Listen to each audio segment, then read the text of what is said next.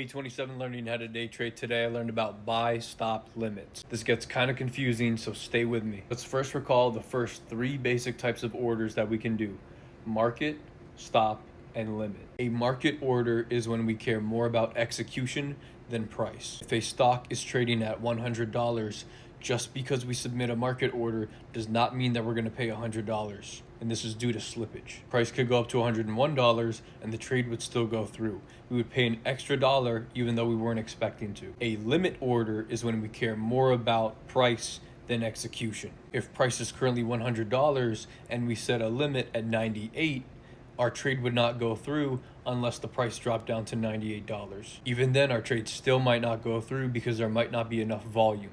The price could go from 100 to 98, our order doesn't get filled, and then the price goes back up over $98. Limit orders don't guarantee execution, they only guarantee price. A stop order is a condition to execute a market order once a certain price is met. It's basically a market order that's automated. If the current market price is $100 and we set a buy stop at $102, if price ever reached $102, a market order would be placed. The price could go up to $103 and we could end up paying an extra dollar.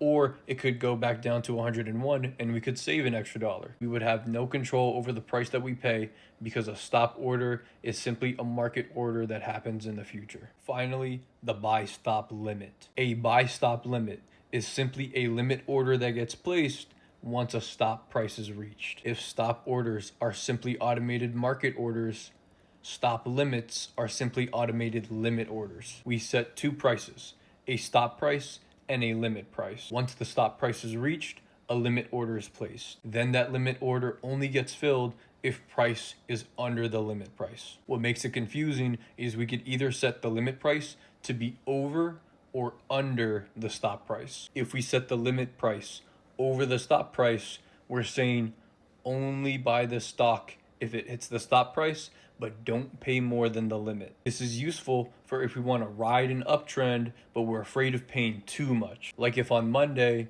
price closed under your stop price, but on Tuesday, it opened over your limit price. Yes, we want to ride the uptrend, but only if price is not at too high of a premium. Conversely, if we set our limit under our stop, we're saying we want price to be on a general uptrend, but then have a retracement. Yes, I want to buy this stock on an upward leg, but I want to wait for it to be in a discount zone before continuing up. In either situation, we've effectively created a much tighter range in which we're willing to make a trade.